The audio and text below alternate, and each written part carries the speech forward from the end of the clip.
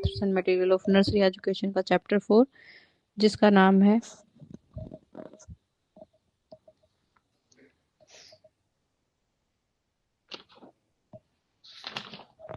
आधुनिक शिक्षण विधियां, जिसमें हम फ्रोबल के बारे में पढ़ रहे थे।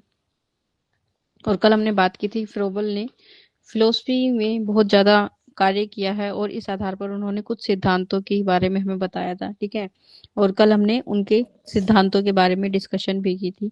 ठीक है, तो इसमें आपको फ्रोबल के कुछ सिद्धांतों के बारे में ज्यादा डिटेल में बताया हुआ है। तो फ्रोबल के दार्शनिक सिद्धांतों की हम बात कर रहे थे, जिसमें से पहला जो सिद्धांत है उनका क्या है, एकता का सिद्धांत। ठीक है, आप कह सकते हैं एकीकरण के लिए जो है वो उस पर बहुत ज्यादा महत्व देते हैं। तो फ्रोबल जो है वो एकता के सिद्धांत यानी कि लोगों को यूनाइट करने में, लोगों को जोड़ने में जो है बहुत विश्वास रखते हैं। तो एकता का सिद्धांत उन्होंने दिया और उनका ये मानना है कि उनके अनुसार एकीकरण के बिना, मतलब हम जब तक लोगों को सहयोग नहीं करेंगे, लोगों को एक समान नहीं समझेंगे, ठीक है, एक आपस में मिलजुल कर काम नहीं करेंगे, उसके बिना किसी भी कार्य का निर्माण और उसकी संरचना जो है संभव नहीं है। मतलब कोई भी कार्य ना तो पूरा होगा, ना ही आप किसी कार्य को शुरू कर सकते हैं। अतः शिक्षा स्वयं के एकीकरण का क्या है, सूक्ष्म स्वरूप है। मतलब शिक्षा आपको क्या करती है, सबसे पहले अपने आप को क्या करती है, एकीकरण करने का एक सूक्ष्म, एक छोटा क्या है आपके लिए तरीका है, माध्यम है। और संपूर्ण ज्ञान एकता पर आधारित है। ठीक है, कि जितनी ज्यादा चीजें आप सीखेंगे वो आपकी इसी चीज पर आधारित होती है। तो जहां पर एकता नहीं होती वहां पर अज्ञानता होती है, अंधकार होता है, हम पीछे रह जाते हैं चीजों को सीखने में। अतः शिक्षा का प्रथम सिद्धांत क्या होना चाहिए, एकतामयी होना चाहिए, कि हमारे अंदर क्या हो, एकीकरण की भावना होनी चाहिए, लोगों को एक समान देखने का हमारे अंदर क्या होना चाहिए,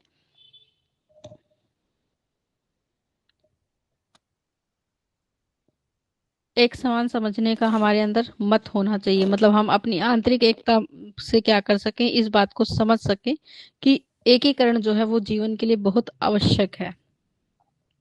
तो एकता का जो सिद्धांत है उसमें आप कह सकते हैं, जो एकता का सिद्धांत है फ्रोबल का, वो हमारे जीवन के सभी जो हमारे पहलू हैं, ठीक है, उनको क्या करता है, आपस में जोड़ता है। ठीक है, आपस में जुड़े हुए हैं, इसलिए इसको हम क्या कहते हैं कि ये एकता के बारे में हमें बताता है सिद्धांत। और उनके अनुसार वो ये कहते हैं कि हम जो है मनुष्य और प्रकृति और ईश्वर यानी कि भगवान के बीच में क्या है, आंतरिक आंतरिक एकता, आंतरिक एकता है। मतलब अंदर से हम भगवान और प्रकृति दोनों से क्या है, जुड़े हुए हैं। और जो शिक्षा है, और शिक्षा का जो उद्देश्य है वो क्या है, हमें इस एकता का बोध कराए। शिक्षा का उद्देश्य कि वह क्या करेगी, बच्चों को इस एकता का बोध कराती है, इस ज्ञान का बोध कराती है। मतलब वो आपको ये समझने में सहायता करते हैं कि आप ईश्वर और प्रकृति जो है वो आंतरिक रूप से एक दूसरे से जुड़े हुए हैं, आप तीनों एक ही हैं। ठीक है, इससे क्या होता है, इससे हमारी शारीरिक, बौद्धिक और हमारी जो आध्यात्मिक विकास है, आध्यात्मिक विकास को एक साथ बढ़ावा मिलता है।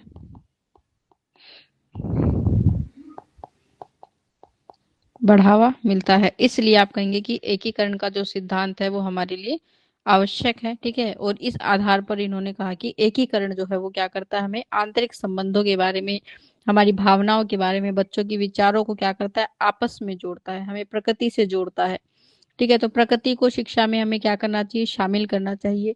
शिक्षा का उद्देश्य क्या होना चाहिए, बच्चे को सिखाना होना चाहिए। ठीक है, और सभी चीजों में क्या है, एक एकता है, एक एकता जो है उसको समझने का, उस विशाल एकता की इकाई को समझने में शिक्षा क्या करेगी, हमारी सहायता करेगी। ठीक है।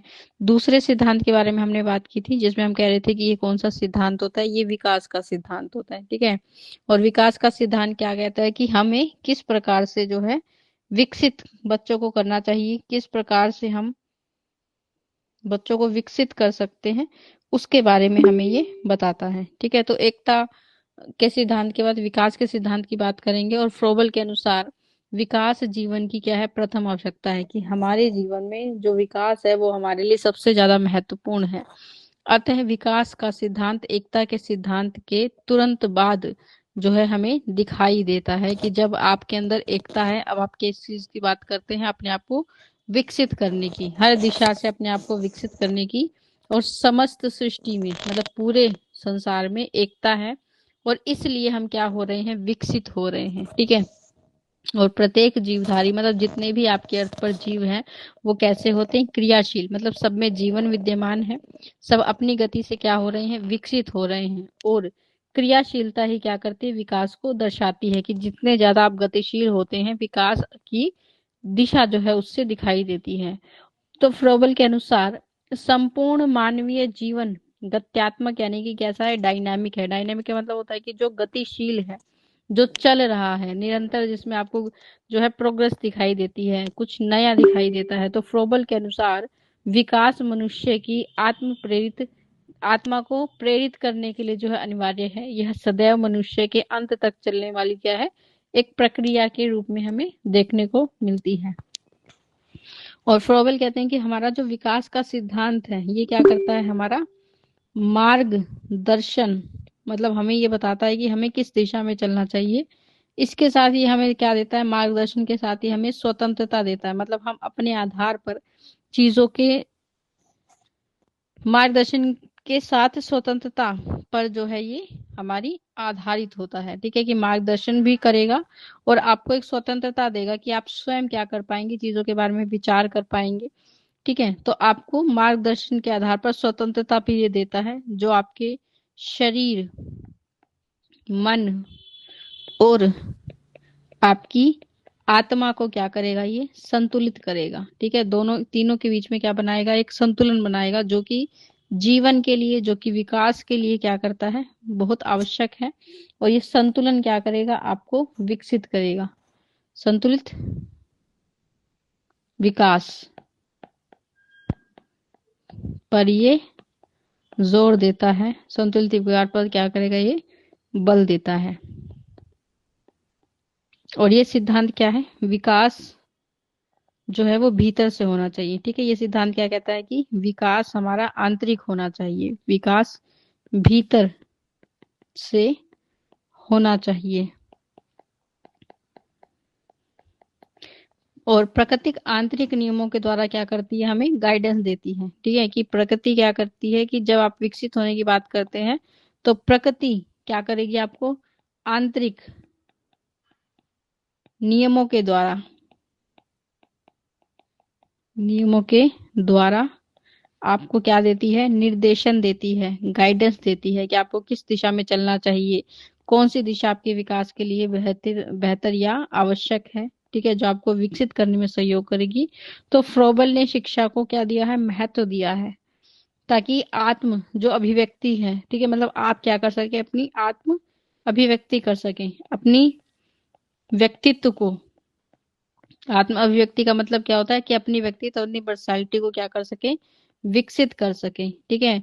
इससे क्या होगा कि आत्म में आपके अंदर एक समस्या समाधान विकसित होगा, कि आप अपनी समस्याओं का समाधान जो है वो स्वयं कर पाएंगे। तो विकास आपको क्या करता है, इस चीज के लिए तैयार करता है। ठीक है।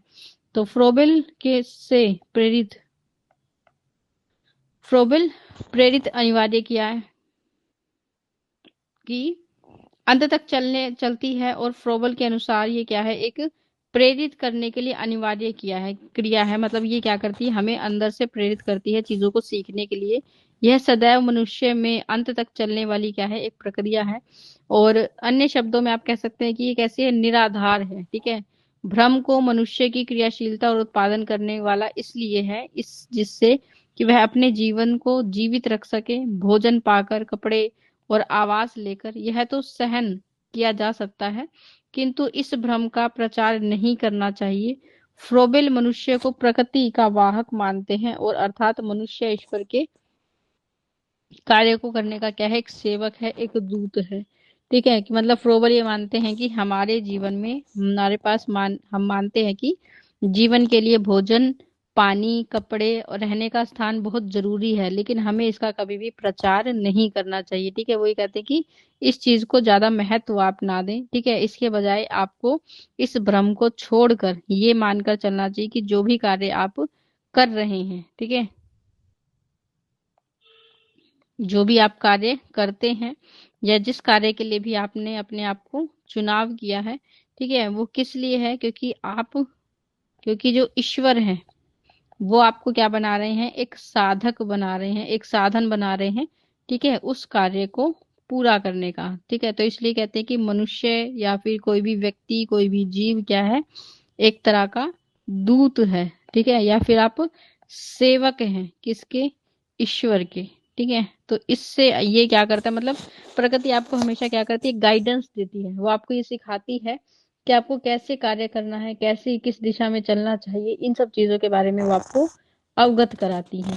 ठीक है, और आपको एक दिशा निर्देश देती है। बाकी सारा जो भी कुछ कार्य आप कर रहे हैं, उस कार्य का जो आधार होता है वो ईश्वर होता है। ठीक है, कि आप केवल क्या है, एक साधन है, लेकिन कार्य जो भी पूरा हो रहा है वो इसलिए हो रहा है क्योंकि प्रकृति चाहती है कि वो कार्य पूरा हो, और आप उसके लिए क्या बन रहे हैं, एक माध्यम बन रहे हैं।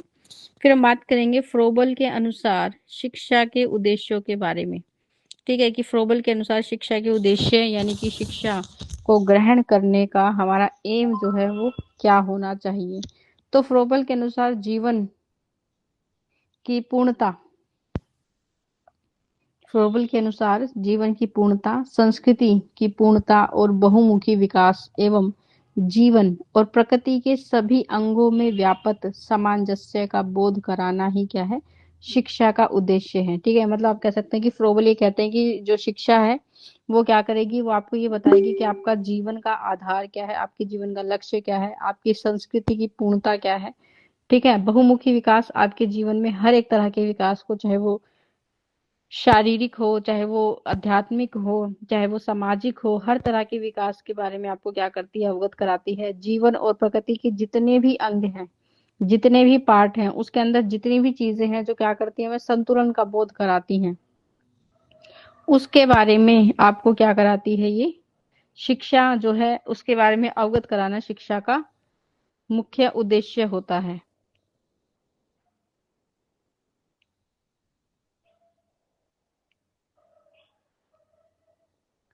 ठीक है, तो फ्रोवेल के अनुसार ईश्वर सभी प्राणियों में व्याप्त है। ठीक है, वो ये मानते हैं कि जो ईश्वर है वो सभी जीवों के अंदर होते हैं, अतः ईश्वर का ज्ञान जो सभी प्राणियों में प्रविष्ट है, शिक्षा का उद्देश्य होना चाहिए।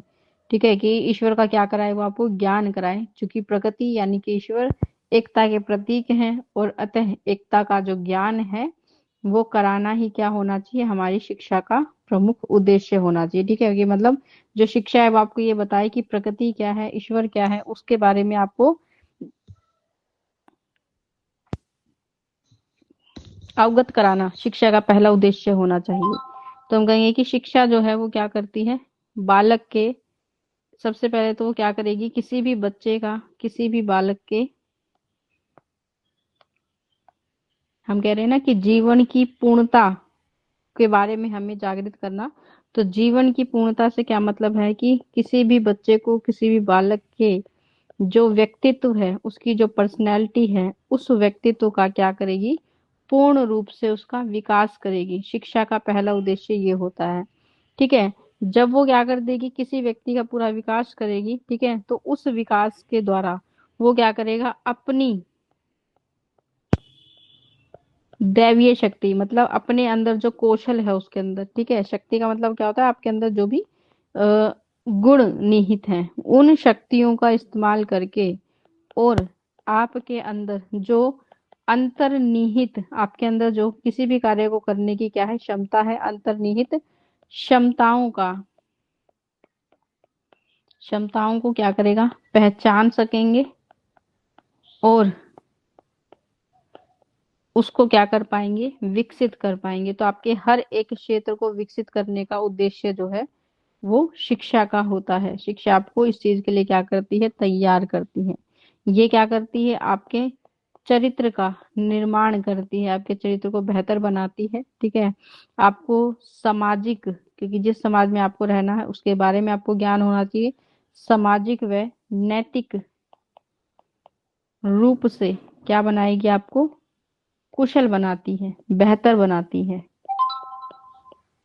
कुशल बनाना शिक्षा का उद्देश्य है। ठीक है, समग्र विकास की हम बात करते हैं। ठीक है, समग्र विकास में हर एक तरह का विकास आ जाता है, जिसे आप सर्वांगीण विकास कह सकते हैं, समग्र विकास जो आपके हर तरह के विकास को, ठीक है, क्या कह सकते हैं आप, आपके हर तरह के विकास के पहलुओं को बढ़ावा देता है।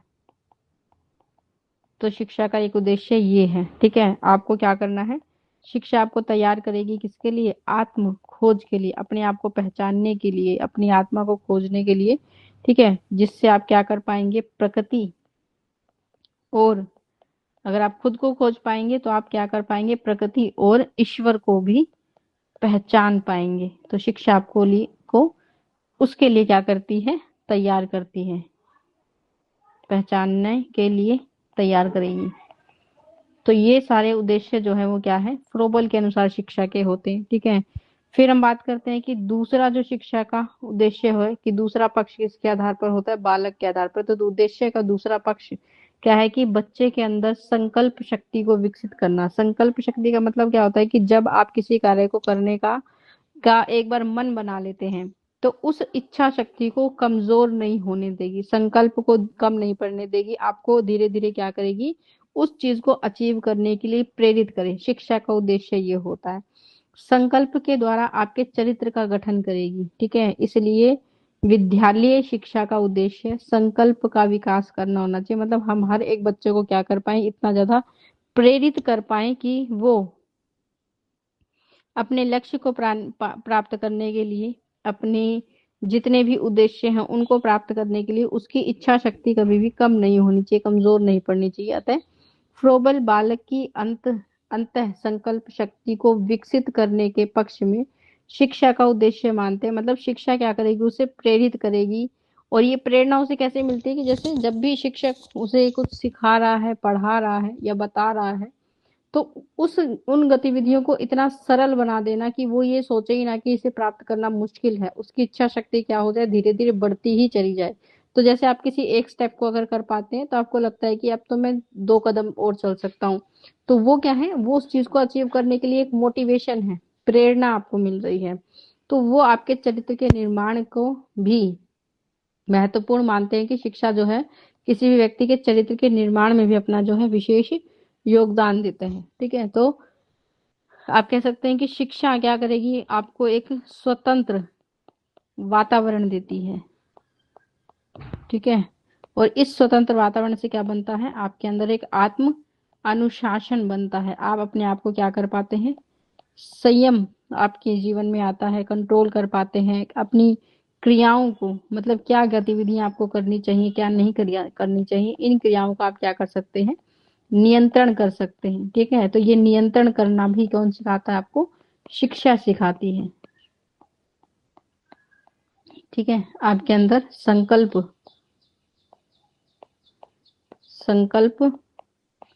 का विकास करने में सहयोग करते हैं। ठीक है, साधारण भाषा में आप कह सकते हैं कि आपको ये क्या करती है, मोटिवेट करती है।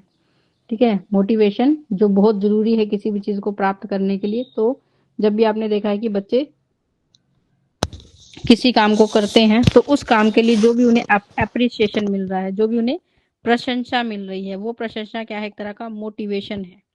ठीक है, और ये मोटिवेशन क्या करेगा, उसको और ज्यादा कार्य करने के लिए क्या देगा, एक प्रेरणा देगा। ठीक है, जब उसकी अंदर प्रेरणा होगी तो उसकी जो संकल्प है किसी भी कार्य को पूरा करने के लिए, जो उसने लक्ष्य निर्धारित किया है, उस लक्ष्य को प्राप्त करने के प्रति वो क्या होगा, ज्यादा सचेत होगा, ज्यादा मेहनत करेगा। ठीक है, तो ये सारी चीजें क्या करती हैं, उसके पूर्ण विकास को दर्शाती हैं। तो ये उसकी शिक्षा के उद्देश्यों में से एक उद्देश्य की हमने बात की कि फ्रोबल ये मानते हैं कि शिक्षा का उद्देश्य पहला क्या है कि व्यक्ति का समग्र विकास करें, उसे उसकी आंतरिक शक्तियों के बारे में अवगत कराए। ठीक है, ताकि वो ईश्वर को और अपनी आत्मा दोनों को पहचान सके, प्रकृति से अपने आप को जोड़ सके। दूसरा उद्देश्य वो ये कहते हैं कि क्या होना चाहिए, हमारी शिक्षा का दूसरा उद्देश्य होना चाहिए कि हम किसी भी बच्चे को क्या कर सके, प्रेरित कर सके। ठीक है, कि उसके अंदर एक संकल्प शक्ति की जो है वो उसको विकसित कर सके, ताकि वो अपने लक्ष्य को प्राप्त करने के लिए हमेशा सजग और सचेत रहे, मोटिवेट रहे। कभी भी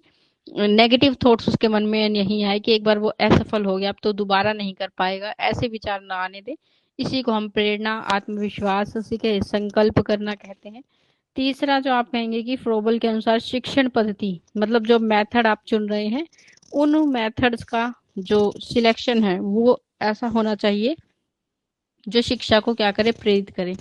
तो फ्रोबल की शिक्षण पद्धति बालक के विकास की प्रक्रियाओं से संबंध है। ठीक है, कि फ्रोबल ने जितनी भी क्या करे हैं मेथड्स ऑफ टीचिंग के बारे में हमें बताया है। ठीक है, शिक्षण विधि या फिर शिक्षण की पद्धति का मतलब क्या होता है, विधि आप कह सकते हैं कि किस विधि से बच्चों को पढ़ाया जाए जो उनके क्या करे, जो बालक के विकास से संबंधित हो। ठीक है, तो हमेशा ऐसी शिक्षण विधि का आपको चुनाव करना है जो बच्चों को सिखाने के लिए सबसे उपयुक्त होनी चाहिए। और इसके लिए उन्होंने क्या दी है, कुछ शिक्षण विधियां दी हैं। तो शिक्षण को तो एकमात्र क्या होता है, अधिगम करता होता है कि शिक्षक तो है क्या है, शिक्षक को तो मात्र बालक अधिगमकर्ता को उत्तेजित करना होता है। मतलब आप कह सकते हैं कि यहाँ पर फ्रोबली कह रहे हैं कि जो हमारा अध्यापक है, जो हमारा शिक्षक है, वो क्या करने वाला है, वो केवल आपको या किसी बच्चे को क्या करेगा, जिज्ञासा उसके मन में उत्पन्न करेगा। ठीक है, शिक्षक क्या करेगा, आपके मन में जिज्ञासा को उत्पन्न करेगा। जिज्ञासा या फिर आप कह सकते हैं उत्तेजना। उत्तेजना मतलब किसी चीज को सीखने के प्रति आपके अंदर जो उत्सुकता होती है, जो क्यूरियोसिटी होती है कि जल्दी से पता लग जाए कि ये चीज कैसे काम करती है, या इस मशीन का नाम क्या है, या फिर ये क्या चीज हमारे सामने रखी है, कोई भी वस्तु हो सकती है। ठीक है, तो जब आप कोई भी शिक्षक बच्चे को सिखा रहा है, पढ़ा रहा है या कोई गतिविधि करा रहा है, तो बच्चों को उसके बारे में इस तरीके से बताना, इस तरीके से प्रेजेंटेशन उनके सामने रखना कि उनके उनके मन में क्या आ जाए, एक जिज्ञासा आ जाए कि ये क्या चीज है, मुझे इसके बारे में ज्यादा से ज्यादा जानकारी चाहिए। इसी को हम क्या कहते हैं, उत्तेजना। तो शिक्षक क्या करेगा, केवल उत्तेजना आपके अंदर लेकर आएगा, आपको मोटिवेट करेगा कि अगर आप ऐसा कार्य करेंगे तो आपको ऐसा रिजल्ट मिलेगा। तो आप उसे करने के लिए क्या हो जाएंगे, उत्सुक हो जाएंगे, उत्तेजित हो जाएंगे। और उस दृष्टि से, ठीक है, उस दृष्टि से रखनी है, उसका निरीक्षण करना है। ठीक है, कि इस तरह से आपने बच्चों के सामने चीजों को रखा कि अब वो क्या है, स्वयं क्या है, उस ज्ञान को सीखने के लिए क्या हो गया है, तैयार हो गया है। ठीक है, अब वो स्वयं क्या कर रहा है, वो स्वयं सोच रहा है मैं करके देखूंगा क्या रिजल्ट आता है, जैसा बताया वैसा आता है या नहीं आता। वो स्वयं क्या करना चाहता है, उसको सीखना चाहता है। तो छात्र जो है वो स्वयं उत्तेजित होकर सब क्रियाओं का मतलब खुद से क्या करेगा, गतिविधि करेगा। ठीक है, और इस गतिविधि से उसे क्या मिलेगा, जो भी ज्ञान मिलेगा उसके अनुसार प्रकृति प्रेमी जो है वो बनता है, आत्म प्रेरित होता है। कि स्वयं जब क्रियाएं कर रहा है तो उसके अंदर एक खुद के प्रति क्या आ रहा है, एक आत्मविश्वास आ रहा है। ठीक है, कि वो क्या कर सकता है, कार्य को पूरा कर सकता है, वो सही परिणाम तक पहुंच सकता है। ठीक है, उसको क्या मिलेंगे, नए अनुभव प्राप्त होंगे। ठीक है, नए अनुभव जो उसने अभी तक नहीं सीखे थे, नया ज्ञान उसे प्राप्त होगा। ठीक है, और जो भी उसने क्या करी है, मिस्टेक करी है, जो भी गलती उसने करी है, उन गलतियों से वो क्या करेगा, सीखेगा। ठीक है, तो ये इस तरह से जब वो क्या कर रहा है, सीख रहा है, तो ये क्या है, एक प्राकृतिक, आप कह सकते हैं कि क्या है, एक तरह का प्राकृतिक शिक्षण है कि प्रकृति आपको अवसर देती है, जैसे कुछ भी कार्य करने से उसके परिणाम अच्छे या बुरे दोनों हो सकते हैं, और उन परिणामों से आपको सीखने का अवसर मिलेगा।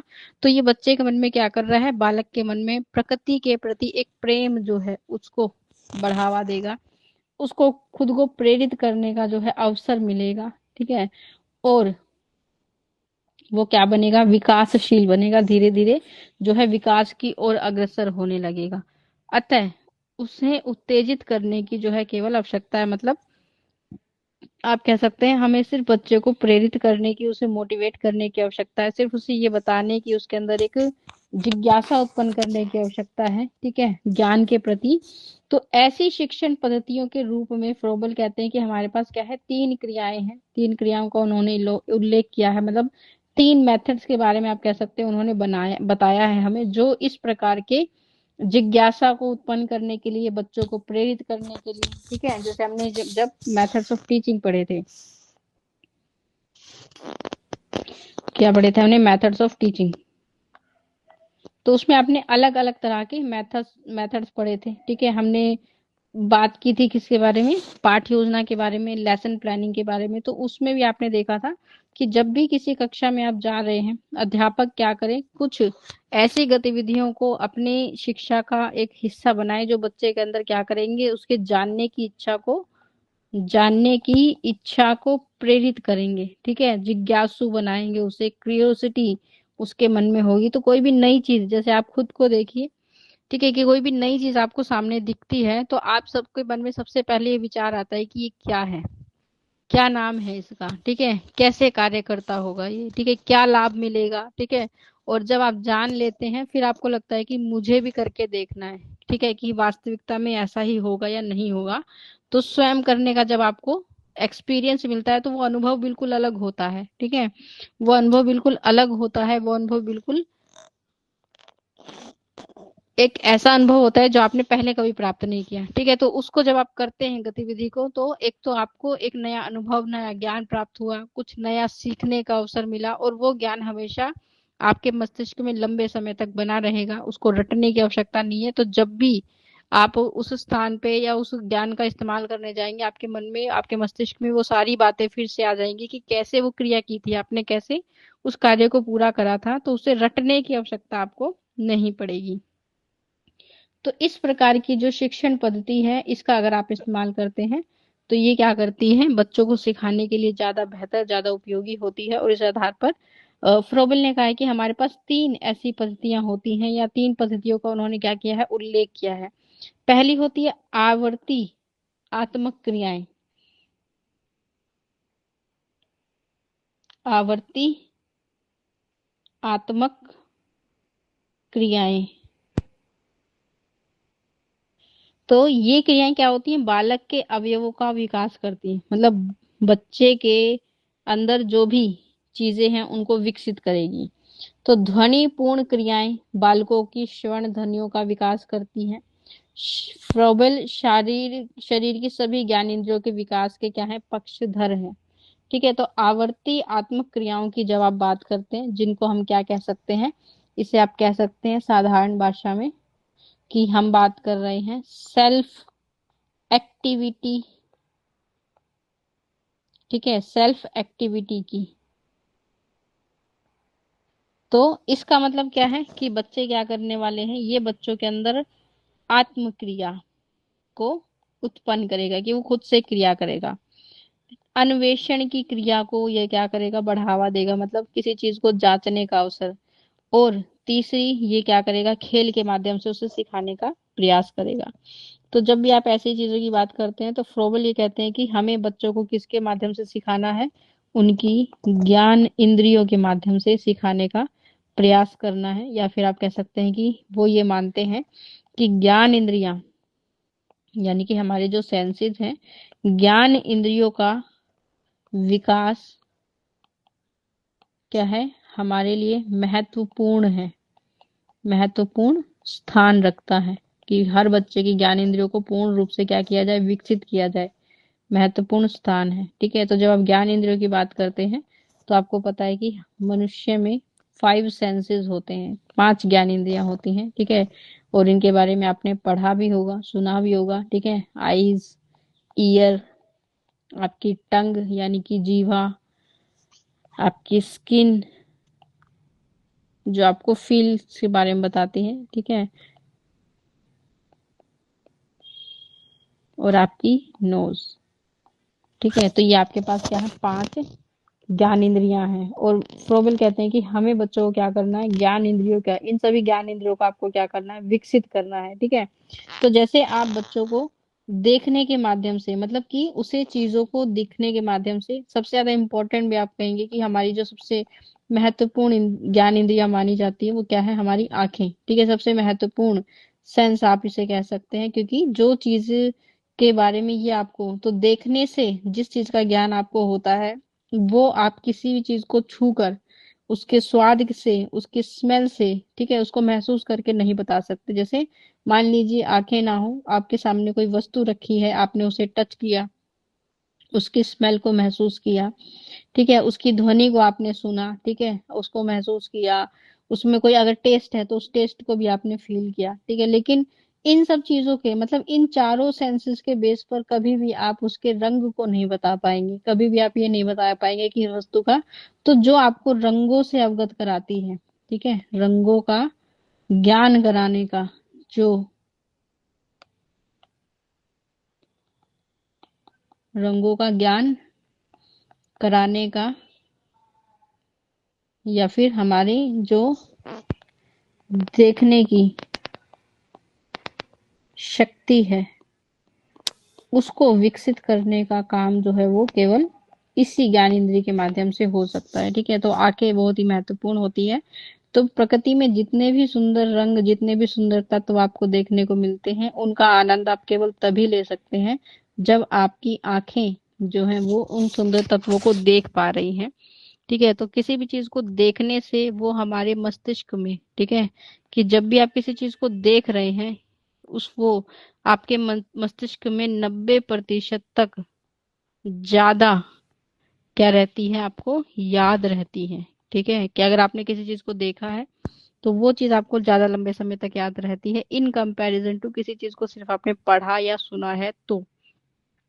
फिर हम बात करते हैं कानों के बारे में। तो ज्ञान इंद्रियों में कानों, तो जो अलग अलग अलग प्रकार की ध्वनियों के बारे में अगर आप बच्चों को ज्ञान कराना चाहते हैं, ठीक है, तो ध्वनियों का ज्ञान कराने के लिए हम क्या कर सकते हैं, इस प्रकार की ज्ञान इंद्रिय का इस्तेमाल कर सकते हैं कि बच्चों को पता होना चाहिए कि अलग अलग चीजों की आवाज जो है वो कैसी होती है, उसको उनके बारे में क्या कराना, अवगत कराना। ठीक है, तो जैसे आपने देखा है कि हम याद करते हैं हमेशा, ठीक है, कि आपने देखा है कि बच्चों को ये बताया जाता है कि जो जैसे कैट है, काव है, कैसा साउंड इनके द्वारा निकाला जाता है या किस प्रकार की ध्वनि होती है। तो एक तो आप उसे बता रहे हैं, ठीक है, कि ये जो बिल्ली है वो म्याऊं करके बोलती है, एक आप उसे सुना रहे हैं। कौन सी चीज ज्यादा प्रभावशाली रहेगी, ऑफ कोर्स जो वो सुन रहा है वो ज्यादा प्रभावशाली रहेगा। ठीक है, और अगर सिर्फ आप उसे बता रहे हैं तो कभी भी वो डिफरेंशिएट नहीं कर पाएगा, और उसने उस ध्वनि को कभी नहीं सुना है तो कभी भी वो इस चीज के बारे में पता ही नहीं लगा पाएगा कि ऐसी ध्वनि होती है। तो ज्ञान इंद्रियों के माध्यम से जब भी आप सिखाने की बात करते हैं तो आप कह सकते हैं कि ऐसा ज्ञान जो है वो कैसा रहता है, हमारे मस्तिष्क में लंबे समय तक जो है वो बना रहता है, लंबे समय तक जो है ये हमारी ज्ञान इंद्रियों में बना रहता है, और हमें ज्यादा बेहतर तरीके से क्या करता है, विकसित करता है, आपको ज्यादा बेहतर तरीके से जो है वो सीखने का अवसर मिलता है। तो वो कहते हैं कि हमेशा ज्ञान इंद्रियों को विकसित करना जो है वो शिक्षा के लिए भी महत्वपूर्ण है। ठीक है, तो इसके लिए आप अलग अलग तरह के अवयव का क्या कर सकते हैं, इस्तेमाल कर सकते हैं। ठीक है, और इसके लिए बच्चों को क्या मिले, बच्चे खेल की रुचि के माध्यम से सीखें तो उनको आत्म क्रियाएं करने का अवसर मिलता है। ठीक है, शिक्षा के द्वारा खेल की बात जो है वो कहते हैं कि शिक्षा के माध्यम, खेल के माध्यम से हम उन्हें शिक्षित करने की बात करते हैं। ठीक है, तो बच्चों को हमेशा प्रेम और सहानुभूति से हमें उसे प्रोत्साहित करना है, ना कि सजा और अन्य क्रियाओं के द्वारा। तो इसे हम कहते हैं आवृत्ति का जो है वो सिद्धांत। दूसरा जो माध्यम या अवयव उन्होंने बताया है, पद्धति आप कह सकते हैं, वस्तुओं के प्रयोग के द्वारा शिक्षण। ठीक है, कि आप क्या करेंगे, आप मटेरियल का इस्तेमाल कर रहे हैं। ठीक है, जिसको हम कहते हैं कि क्या है, ये एक तरह की शिक्षण सामग्री जिसे आप कहते हैं, ठीक है। तो हमने पढ़ा भी था कि जब भी आप क्या कर रहे हैं, बच्चों को पढ़ा रहे हैं, जिस भी विधि के द्वारा पढ़ा रहे हैं, आप उपयुक्त क्या करें, शिक्षण विधि के साथ साथ मटेरियल का भी क्या करें, चुनाव करें, जो उसको क्या करती हैं, सीखने के लिए प्रेरित करती हैं, ठीक है। कि जब भी आप किसी चीज को देखते हैं, वो ज्यादा बेहतर तरीके से आपको क्या करता है, सिखाने का प्रयास करता है। तो वो हमारे लिए क्या है, महत्वपूर्ण है। तो फ्रोबेल कहते हैं कि बालक को वस्तुओं के प्रयोग के द्वारा हमें क्या करना चाहिए, शिक्षित करना चाहिए कि आप क्या करें, वस्तुओं का इस्तेमाल करें, और वस्तुओं के इस्तेमाल के द्वारा आप क्या करें, बच्चे को सिखाने का जो है प्रयास करें। और वस्तुओं के प्रयोग के द्वारा हम क्या कर सकते हैं, शिक्षण को प्रभावी बना सकते हैं। कि जब आप किसी बच्चे को किसी चीज के बारे में बता रहे हैं, तो एक तो आप उसे केवल बता रहे हैं, लेकिन दूसरी तरफ अगर आप वही वस्तु उसके सामने रखते हैं, तो आपका जो शिक्षण है, आपकी जो शिक्षा पद्धति है, वो ज्यादा प्रभावी, ज्यादा बेहतर बनती है। और फ्रोबेल के उपहार बालकों को शिक्षण हेतु तीव्रतर स्थिति में ले जाते हैं। फ्रोबेल के जितने भी गिफ्ट्स हैं, वो क्या करते हैं कि वो बच्चों को तेजी से सिखाने के क्या करते हैं, काम आते हैं। तो फ्रोबेल के बारे में, गिफ्ट के बारे में कल भी पढ़ा था, ठीक है। कि उन्होंने बच्चों के लिए विशेष शैक्षिक सामग्री बनाई, ठीक है, जिसे उन्होंने किसका नाम दिया, गिफ्ट्स का नाम दिया, ठीक है। और खेल खेल में जो है सीखने की बात उन्होंने की, जिसमें हमने गेंद के बारे में, घन के बारे में, मतलब एक बॉक्स के बारे में पढ़ा था कि अलग अलग आकृति के, अलग अलग कलर के क्या हो सकते हैं, बॉक्स हो सकते हैं, जो बच्चों को सिखाने के लिए क्या होते हैं, बेहतर होते हैं, ठीक है। तो बच्चों को उपहार की बात इसमें की गई है कि हम बच्चों के लिए क्या कर सकते हैं, उपहार का इस्तेमाल कर सकते हैं। मतलब आप कह सकते हैं कि यहाँ पर बच्चों के लिए अलग अलग आकृति का हम क्या करेंगे, इस्तेमाल करेंगे, जो बच्चों को तीव्र गति से सिखाने के लिए, या फिर जो भी उपहार है उसका ठीक समय पर उपयोग करना भी हमारे लिए बहुत जरूरी है, ठीक है। तो इन उपहारों में जब हम बात करते हैं, तो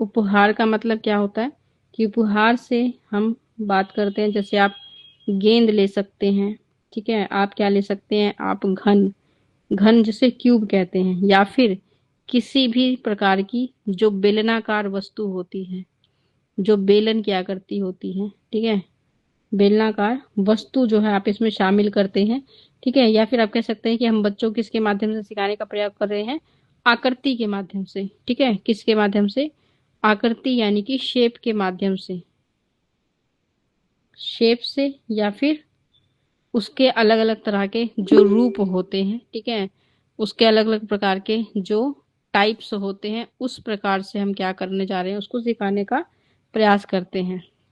और इस आधार पर भी फ्रोबेल ने ये कहा है कि हम क्या करते हैं कि फ्रोबेल के शिक्षण के उपहारों के 3 प्रकार हमें देखने को मिलते हैं, ठीक है। पहला प्रकार जो है एक गोला यानी कि स्पेयर की बात कर रहे हैं।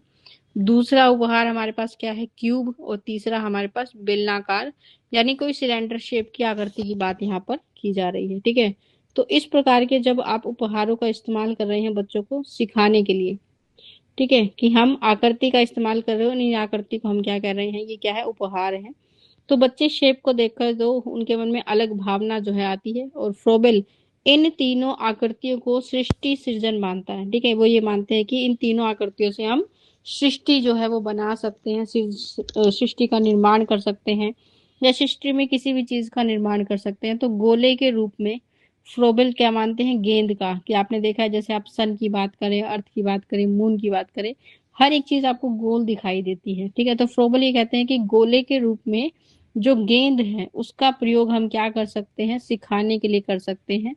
वे गेंद को शिक्षण के लिए सबसे ज्यादा उत्तम मानते हैं। वो मानते हैं कि जब आप क्या कर रहे हैं, किसी गेंद के माध्यम से बच्चे को सिखा रहे हैं, तो ये सबसे ज्यादा उत्तम विचार है किसी भी बच्चे को सिखाने के लिए। सबसे ज्यादा बेहतर, या फिर आप कह सकते हैं सबसे ज्यादा इम्पोर्टेंट सामग्री है, जिसका हम क्या कर रहे हैं, इस्तेमाल कर रहे हैं। सर्वाधिक उत्तम शिक्षण विधि आप कह सकते हैं। फिर आप क्या कर सकते हैं, इस बोल का इस्तेमाल अलग अलग प्रकार से कर सकते हैं। जैसे आप इसी बोल को अगर किसी रस्सी में लटका देते हैं, ठीक है, तो आप इसे अलग तरह से इस्तेमाल कर सकते हैं। अगर आप इस बॉल को रंग देते हैं अलग अलग रंगों में, तो आप बच्चों को रंगों का माध्यम से रंगों के बारे में बता सकते हैं। ठीक है।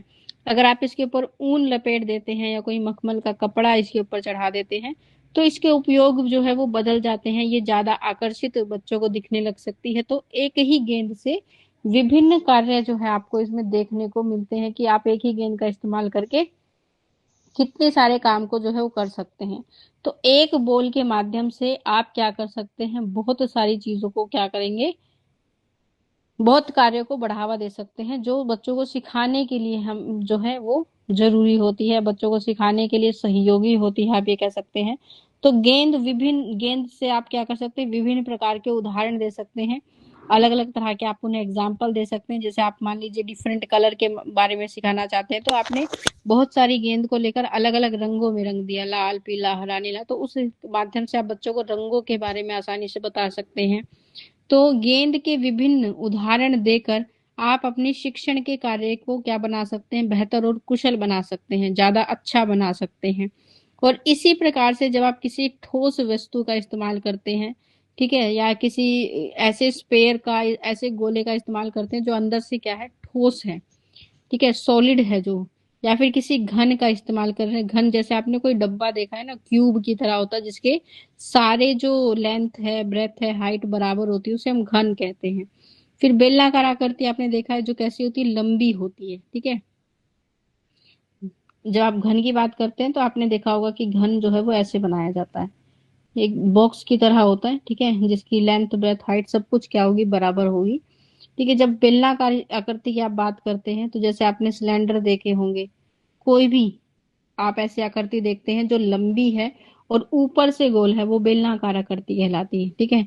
तो ऐसी चीजों का जब आप क्या कर रहे हैं, इस्तेमाल कर रहे हैं, आकृतियों का इस्तेमाल कर रहे हैं, तो विभिन्न प्रकार के गणित, बीज गणित, रेखा के शिक्षण को आप क्या कर सकते हैं, बच्चों को आसानी से सिखा सकते हैं। ठीक है। तो आप कह सकते हैं कि मैथ जैसा मुश्किल विषय जो है,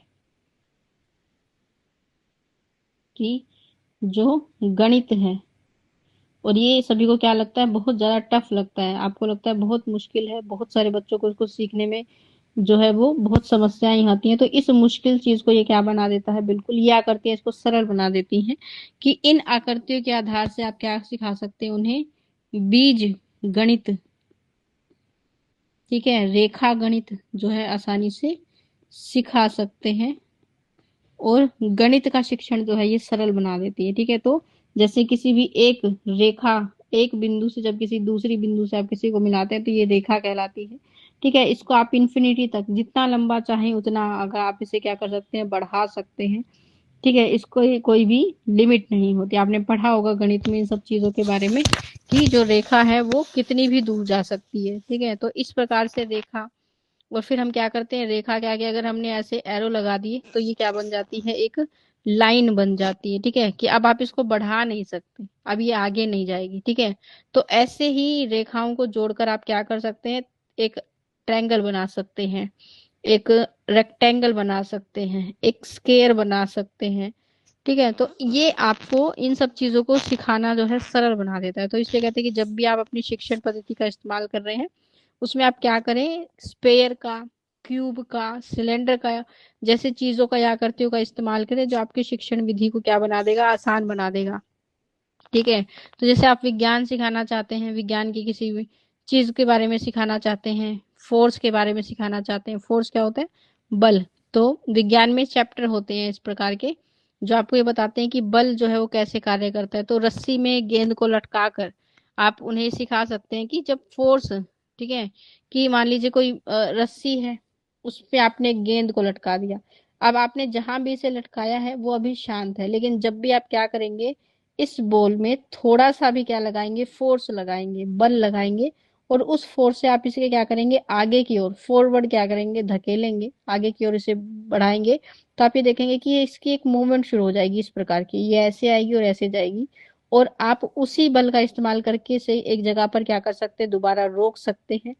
तो आपको एक चीज सीखने को मिलती है कि बल का इस्तेमाल करके हम क्या कर सकते हैं, किसी भी वस्तु की गति में परिवर्तन कर सकते हैं। ठीक है। तो एक तो आप केवल बता रहे हैं, एक आप केवल उसे क्या है, चीजों के माध्यम से सिखा रहे हैं, तो दोनों में बड़ा अंतर होता है। तो ऐसे जो मुश्किल चीजें हैं उनको सरल बनाने में आप कह सकते हैं कि जो शिक्षण पद्धति हम इस्तेमाल कर रहे हैं वो इस कार्य को आसान और बेहतर बना देती है।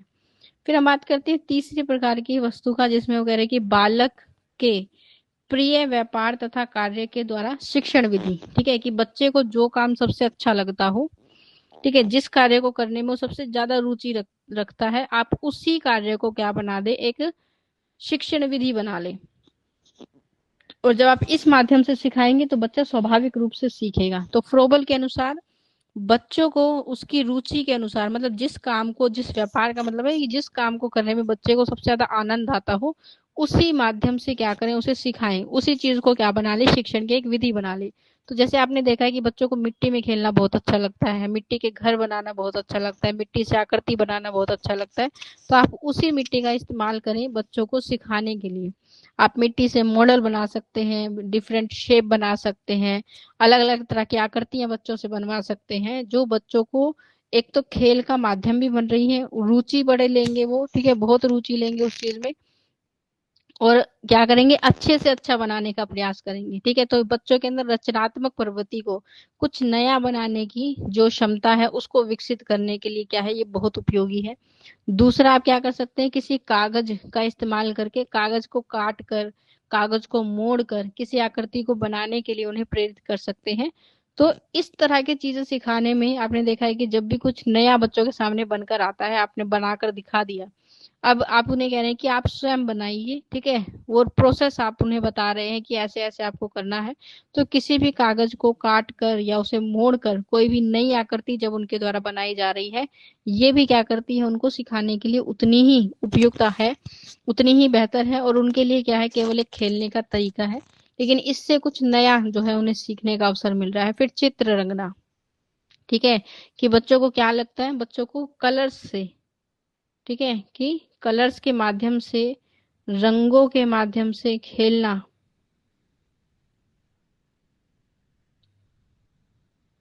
खेलना जो है उन्हें बहुत अच्छा और बेहतर लगता है। तो आपने देखा रंगों का इस्तेमाल करके आप उन्हें अलग अलग रंग, तो जैसे उनके पास को आप कलर्स के नाम सिखाना चाहते हैं, ठीक है, रंगों के नाम हम उन्हें सिखाना चाहते हैं, तो आपने देखा है हमारे एक हाथ में 5 उंगलियां होती है, तो हर उंगली को अलग अलग कलर में डिप करके आप उनके हाथों के जो फिंगरप्रिंट होते हैं, फिंगर्स के जो निशान होते हैं, उसको लगा सकते हैं किसी पेज पर। और इससे उनको आप तुरंत जब ये बताएंगे कि ये कौन सा कलर लगाया आपने, रेड है, ब्लू है, पिंक है, वो रंगों के नाम भी सीखेंगे, और इस तरह के कार्य में उन्हें बहुत रुचि भी होती है, उनके लिए क्या है, ये तरह एक खेल है, और ऐसी गतिविधियों में वो बहुत इंटरेस्टेड होते हैं। तो ऐसे कि जो भी कार्य बच्चों को करना अच्छा लगता है, बच्चों को रंगों से खेलना, मिट्टी से खेलना, कागज से खेलना बहुत अच्छा लगता है, तो उसी को हमने क्या बना लिया, अपनी शिक्षण विधि का एक माध्यम बना लिया, शिक्षा देने का एक तरीका बना लिया। जैसे बालू रेत के घरोंदे बनाना, यानी मिट्टी या बालू रेत का इस्तेमाल करके आप क्या कर रहे हैं, घरों को बनाने का प्रयास कर रहे हैं, ड्राइंग बनाने का प्रयास कर रहे हैं, ठीक है, सिलाई करना, कि छोटे छोटे स्टिचिंग, अलग अलग तरह के, डिफरेंट तरह के क्या होते हैं स्टिचिंग के बारे में उन्हें बताना कि कौन से टाके को क्या कहते हैं। ये भी एक व्यवहारिक और स्वाभाविक ज्ञान होता है, और ये भी बेहतर होता है। तो अलग अलग तरह की, जैसे नोट लगाना, गांठ लगाना, की एक रस्सी है, उस रस्सी में अलग अलग तरह की गांठें लगाना आप उन्हें सिखाएं, ताकि व्यवहारिक जीवन में उनके कभी ना कभी ये चीजें काम आएंगी। ठीक है, कढ़ाई करना, ठीक है, कताई करना, जैसे धागा कैसे बनता है, इस प्रोसेस को समझाने के लिए आप ऐसी चीजों का क्या कर सकते हैं, इस्तेमाल कर सकते हैं, कि हम बच्चों के बताना चाहते हैं कि जो धागा है, जो कपड़े वो पहनते हैं, वो कैसे बनाए जाते हैं। तो वो पूरी प्रोसेस जो है उनके लिए एक रोचक कार्य होती है। तो हाथों से जब वो क्या करेंगे, इस प्रकार के कार्य को करेंगे, एक नया अनुभव, एक नया ज्ञान जो है इन चीजों से उन्हें प्राप्त होता है, और ये ज्ञान उनके मस्तिष्क में हमेशा बना रहता है। ठीक है, उनके आने वाले भावी जीवन में उनके लिए क्या बनेगा, सहयोगी बनेगा। तो बच्चों को ये जितने भी कार्य प्रिय लगते हैं, इनसे वो क्या करते हैं, शीघ्र सीखते हैं, बहुत जल्दी जो है वो क्या कर पाएंगे, ऐसे कार्यों से सीख पाएंगे। तो हम हर उस कार्य को, जो भी बच्चों को आपको लगता है कि करना बड़ा ही अच्छा लगता है, बच्चा बड़ा ही रुचि लेता है इस कार्य में, उसी चीज को क्या बना दे, शिक्षा की एक विधि बना दे। और इस विधि से क्या करेंगे, आप बच्चे को जब सिखाएंगे तो बच्चा तेजी से सीखेगा, ऐसा ज्ञान वो सीख लेगा जो कभी वो भूलेगा नहीं। ठीक है, तो ऐसी चीजों के बारे में हम क्या कर सकते हैं, उसे अवगत करा सकते हैं, सिखा सकते हैं। तो ये 3 विधियां जो है फ्रोबल के द्वारा बताई गई हैं। फिर हम बात करते हैं खेल विधि के द्वारा शिक्षण करने की। ठीक है, कि खेल विधि के माध्यम से जब बच्चों को सिखाने की बात होती है कि हम किताबों के माध्यम से रटने वाला ज्ञान उनके अंदर नहीं लेकर आना चाहते हैं, उन्हें एक स्वाभाविक सरल ज्ञान देना चाहते हैं जो लंबे समय तक उनके मस्तिष्क में बना रहे, तो फ्रेडरिक फ्रोबल कहते हैं कि सभी खेलों को बालक के शिक्षा के लिए हम क्या कर सकते हैं, इस्तेमाल कर सकते हैं। और ये सबसे ज्यादा सर्वाधिक प्रमुख या महत्वपूर्ण तरीका जो है बच्चों को सिखाने का होता है। और उनके अनुसार खेल क्या है, आत्मक्रिया है। मतलब बच्चे हमेशा खेलने के लिए तैयार रहते हैं, वो खुद हमेशा इस चीज के लिए तैयार रहते हैं कि चलो खेलते हैं, तो वो स्वाभाविक रूप से क्या है, तैयार है, आपको उन्हें फोर्स नहीं करना पड़ेगा। तो वो खेलों के द्वारा हम क्या कर रहे हैं, उसके विकास की 3 चीजों को हम क्या कर सकते हैं, विकसित कर सकते हैं। सबसे पहली जो अवस्था होती है, शिशु अवस्था। तो शिशु अवस्था में खेल की जो क्रियाएं हैं वो मात्र खेल होता है। कि जब बच्चा बहुत छोटा है, शिशु अवस्था में 0 से लेकर 2 वर्ष तक की जो एज है, आपने देखा है उस अवस्था में जो उसके खेल हैं वो किससे जुड़े होते हैं, उसकी माता से जुड़े होते हैं। कि अलग अलग जब वो क्रियाएं करती है, बच्चे को कोई गीत लोरी सुना रही है, जो उसकी श्रवण क्रियाओं का, श्रवण कौशल को विकसित कर रहे हैं। ठीक है, और दृष्टिपूर्ण क्रियाएं जिसमें जो भी गतिविधि उसकी माता करती है। तो आपने देखा है जैसे बच्चे को सामने आना और फिर छुप जाना। ठीक है, बच्चा आपको ढूंढ रहा है कि आप कहाँ गए। ये क्रियाएं क्या कहलाती हैं, शिशु अवस्था के खेल खेल कहलाते हैं। और ये किसके द्वारा, उसकी माता के द्वारा ये क्रियाएं की जाती हैं। और ये भी क्या करती है, उसके अंदर श्रवण कौशल को, कि उसकी आवाज जहां से सुनाई देगी बच्चा उसी तरफ देखेगा। उसके दृष्टि की पूर्ण की, जब आप उसके सामने आए और एकदम से कहीं गायब हो गए तो उसकी दृष्टि केवल आपको ही ढूंढेगी। शिशु गीत जो है श्रवण कौशल को विकसित करता है। तो ऐसी क्रियाएं क्या करती हैं, उसको सीखने के लिए प्रेरित करती हैं। ठीक है, उसके अंदर श्रवण कौशल का, उसकी दृष्टि कौशल को विकसित करती हैं। दूसरी अवस्था होती है हमारी बाल्य अवस्था की क्रियाएं। ठीक है, बाल्य अवस्था की क्रियाओं से क्या मतलब है, कि जो आपका चाइल्डहुड पीरियड होता है, जो आपकी बचपन की अवस्था होती है, उस अवस्था में होने वाली क्रियाएं। तो उस अवस्था में भी आपने देखा है कि बच्चे संगीत में, बाल व्यापार में, मतलब बच्चों के द्वारा खेले जाने वाले जो खेल हैं, उपहारों से जो युक्त हैं, कि आप उसे कह रहे हैं कि अगर आपने ऐसा काम किया तो मैं आपको टॉफी दूंगा, उसके लिए बहुत बड़ा उपहार होता है। आप उसकी प्रशंसा करेंगे, उसके लिए बहुत बड़ा उपहार होता है। तो उपहारों के माध्यम से उसे सीखने के लिए प्रेरित करना, मोटिवेट करना। ठीक है, तो इससे क्या होता है, एक तो बच्चे के अंदर धीरे धीरे आत्मविश्वास आता है कि वो किसी भी काम को आसानी से पूरा कर पा रहा है। ठीक है, और उसको बार बार करने का प्रयास करेगा, उसमें एक दिन क्या हो जाएगा, वो अनुभवी बन जाएगा। फिर जब भी वो ये काम करेगा उससे किसी प्रकार का भय नहीं होगा। तो ऐसी क्रियाओं से आप क्या कर सकते हो, उससे प्रेरित। तो जैसे आप बच्चे के अंदर मौखिक कौशल को विकसित करना चाहते हैं, आप चाहते हैं वो बच्चा अपनी बात को स्वतंत्रता पूर्वक कह सके, तो उसे अवसर दीजिए कविताएं बोलने का। ठीक है, और अपनी बात को रखने का। तो स्वतंत्र रूप से वो क्या कर पाएगा, ऐसी क्रियाओं में अपने आप को अनुभवी बना लेगा। फिर कुछ समय के बाद, चाहे उसे एक व्यक्ति के सामने बोलना है, चाहे पूरे समाज के सामने बोलना है, उसके मन में जो है झिझक नहीं आएगी। ठीक है, भय नहीं आएगा, उसे ये नहीं सोचना पड़ेगा कि मुझे क्या बोलना है। अब वो अनुभवी बन गया है, उसके पास क्या है, बहुत सारा एक्सपीरियंस है इस चीज के लिए। तो आसानी से उसके मौखिक कौशल को हम विकसित कर सकते हैं। तो ऐसा आप हर एक गतिविधि के लिए कर सकते हैं। कि आप चाहते हैं बच्चा जो है किसी विषय में वीक है, कमजोर है, उसे बढ़ावा देना है, तो मोटिवेशन उपहारों के माध्यम से उसकी प्रशंसा करके उसे मोटिवेशन मिलेगा और वो धीरे धीरे उन चीजों में प्रमुख और बेहतर हो जाएगा। तीसरी जो अवस्था होती है, किशोर अवस्था की क्रियाओं में संकल्प दृढ़ता की क्रियाएं। कि किशोर अवस्था में, यानी कि जब किशोर अवस्था आती है, उस अवस्था में उसकी जो किसी भी चीज को कार्य करने के प्रति जो क्षमता है वो बहुत ज्यादा होती है, मानसिक रूप से भी, शारीरिक रूप से भी। तो जितना ज्यादा आप उसे उस अवस्था में मोटिवेट करते हैं, जितना ज्यादा पॉजिटिव जो एटीट्यूड उसके अंदर लेकर आते हैं, सकारात्मक चीजों के प्रति जितना आप उसे प्रेरित करते हैं, ठीक है, सही समय पर जब आप उसे एक लक्ष्य की तरफ जो है आगे बढ़ा देते हैं कि आपको ये लक्ष्य प्राप्त करना है, तो वो उसके लिए क्या करता है, एक संकल्प अपने मन में ले आता है कि मुझे इस चीज को अचीव करना है। तो उस एज में भी क्या है, ये सामाजिक क्रियाएं बहुत तेज होती हैं, सामूहिक क्रियाएं बहुत तेज होती हैं। मैंने पहले बताया था, जब किशोर अवस्था होती है, एक ऐसी अवस्था होती है कि बच्चे तेजी से विकसित होते हैं। और ऐसी एज में अगर आप ये ध्यान नहीं देते कि बच्चा किस प्रकार की गतिविधियों में है, तो वो नेगेटिव चीजों की तरफ जाता है।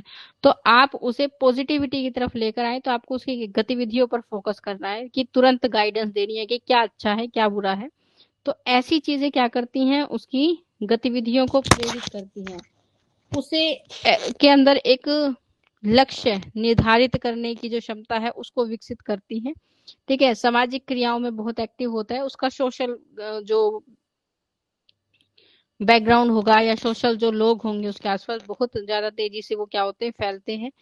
खेलकूद में बहुत एक्टिव होते हैं, कहानी कथाएं सुनना या सुनाना, प्रकृति के अध्ययन हेतु देशाटन घूमने की इच्छा बहुत होती है। ठीक है, गणित ज्योमेट्री, ठीक है, ड्राइंग आदि क्रियाओं को सिखाने के लिए आप क्या कर सकते हैं, ऐसी गतिविधियों का इस्तेमाल कर सकते हैं ताकि बच्चे जो है उसे बेहतर तरीके से सीखें। ठीक है, तो जैसे आप उसे प्रकृति का अध्ययन कराना चाहते हैं तो आप उसे कहीं एक छोटे से ट्रिप पर ले जाइए। ठीक है, गणित के बारे में, ड्राइंग के बारे में सिखाना चाहते हैं तो आप अलग तरह की विधि का, अलग तरह के मेथड का इस्तेमाल कर सकते हैं। तो ऐसी जितनी भी आप क्या कर रहे हैं, चीजों का इस्तेमाल कर रहे हैं उसे सिखाने के लिए, वो उसको ज्यादा प्रेरित करती हैं। किसी प्रकार का बर्डन उसे महसूस नहीं होता, उसे कभी